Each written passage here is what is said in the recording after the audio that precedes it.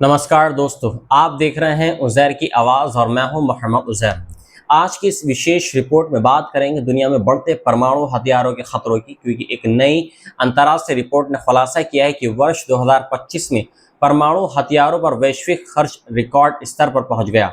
दुनिया के 9 परमाणु संपन्न देशों ने पिछले वर्ष अपने परमाणु शस्त्रागार पर कुल 119 अरब डॉलर खर्च किए हैं, जो अब तक का सबसे बड़ा आंकड़ा माना जा रहा है। ये रिपोर्ट ऐसे समय में सामने आई है जब दुनिया पहले से ही कई वॉर, क्षेत्रीय संघर्षों और बढ़ते भू राजनीतिक तनावों का सामना कर रही है। परमाणु निरस्त्रीकरण के लिए काम करने वाली अंतर्राष्ट्रीय संगठन international campaign to abolish nuclear weapons यानी ICAN की ताज़ा रिपोर्ट के अनुसार वर्ष 2025 में परमाणु हथियारों पर खर्च में लगभग 16.8 अरब डॉलर की बढ़ोतरी हुई है। इसका मतलब यह है कि दुनिया के परमाणु शक्ति संपन्न देश अपने परमाणु हथियारों को कम करने के बजाय उन्हें और अधिक आधुनिक तथा शक्तिशाली बनाने में लगे हुए हैं।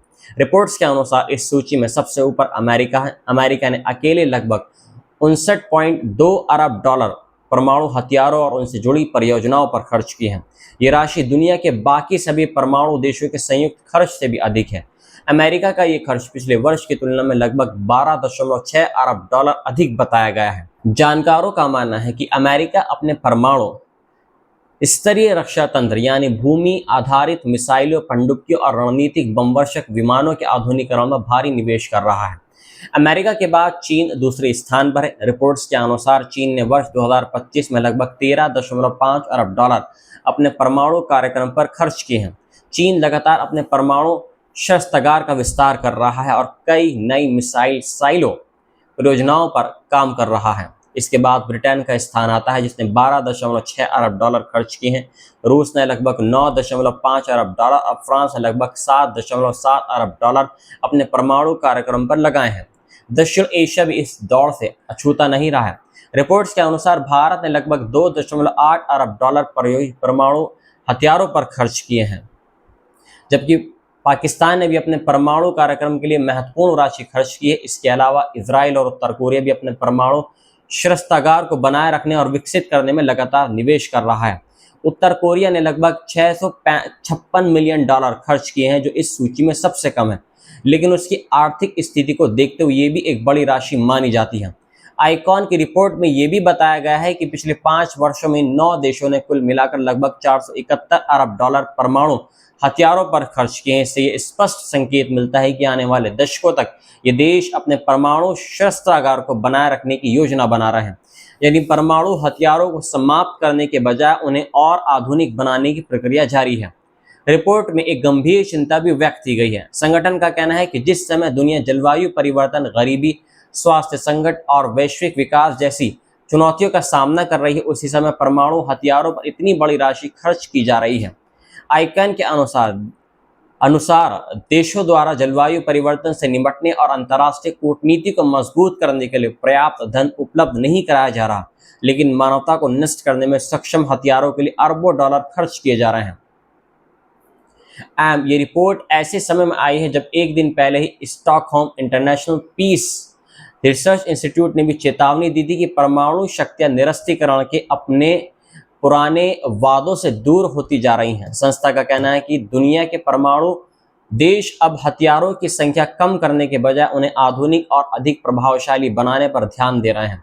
वर्तमान समय में दुनिया के 9 परमाणु संपन्न देशों के पास कुल मिलाकर 12,000 से अधिक परमाणु वॉरहेड मौजूद हैं। इनमें सबसे बड़ी जिम्मेदारी अमेरिका और रूस की है।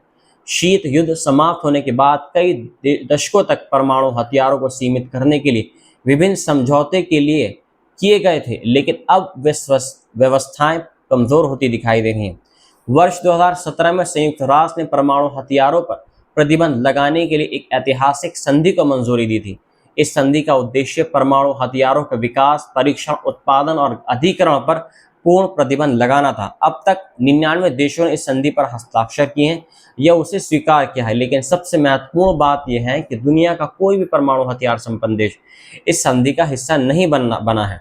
जानकारों का मानना है कि वर्तमान वैश्विक परिस्थितियों में परमाणु हथियारों की दौड़ एक बार फिर तेज होती दिखाई दे रही है। यूक्रेन युद्ध, एशिया प्रशांत क्षेत्र में बढ़ता तनाव, मध्य पूर्व के संघर्ष और महाशक्तियों के बीच बढ़ती प्रतिस्पर्धा ने सुरक्षा संबंधी चिंताओं को और बढ़ा दिया है। यही कारण है कि कई देश अपनी सैन्य क्षमताओं को मजबूत करने के लिए बड़े पैमाने पर निवेश कर रहे हैं।